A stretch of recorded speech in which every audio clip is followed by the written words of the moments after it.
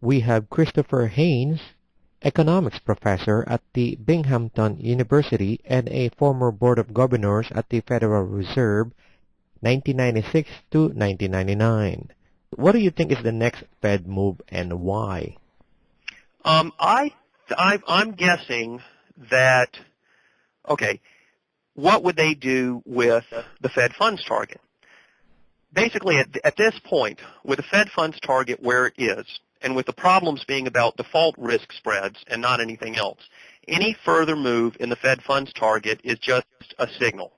It would just be a signal to the markets that the Fed is, doing everything it possibly can to keep things going.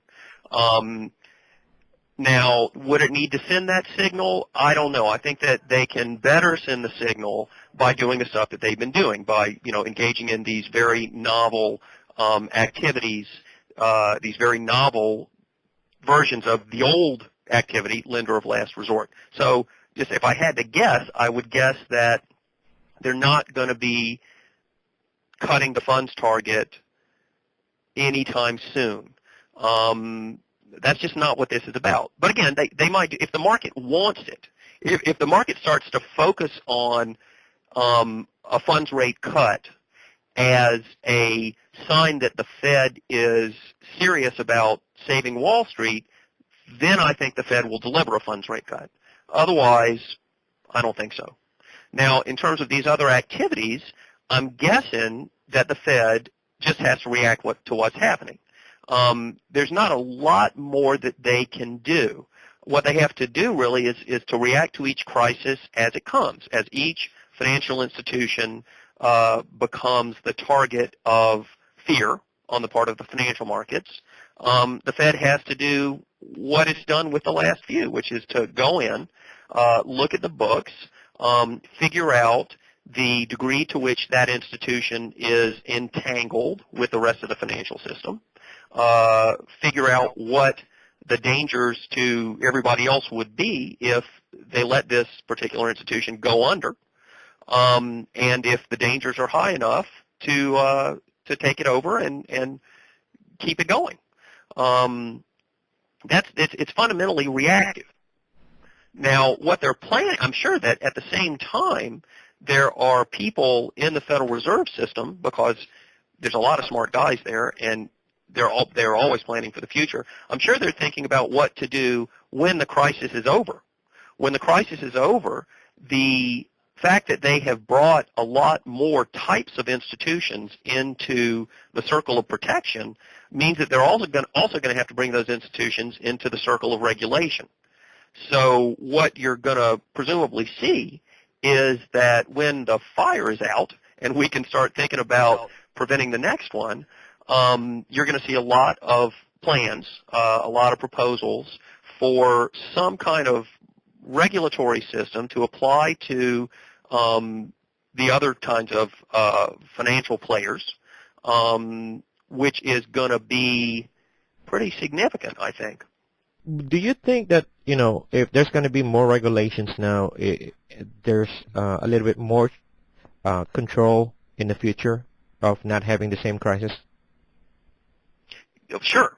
So what presumably is going to happen is that all of these institutions, like insurance companies that have been involved in insuring against default risk, like the investment banks, which have become more and more players in security markets, not just conduits for the issuance of securities, possibly hedge funds too.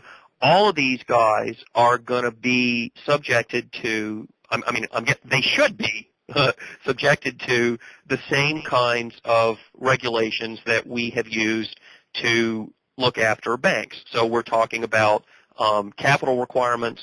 We're talking about requirements that certain fractions of their assets be held in very liquid stuff, that sort of liquidity requirements. There have been all kinds of stuff that we make banks do that we don't make, say, hedge funds do. And the hedge funds are going to have to do more of those bank-type stuff. One thing that I didn't mention, which is probably going to be important is a lot more disclosure, a lot more timely disclosure of the stuff that is on the books. Do you have anything more to add? No, I don't think so. I mean, the only thing I would add is that when you, I mean, it's fast. We're going through a time right now which is comparable in a lot of ways to the really classic financial crises that we haven't seen since the Second World War. To find things that look like what's happening now, you got to go back to 1930. You got to go back to 1908, 1893. Now, the great thing is this. Bernanke knows that experience better than anybody. And the hallmark of what he's been doing has been flexibility. He'll do anything. He has no ideology. He has no fixed notions of what a central bank can and cannot do. He knows, looking at history, that the key thing always is to be flexible and innovative. And there was no Ben Bernanke in 1930. There was no Ben Bernanke in 1908.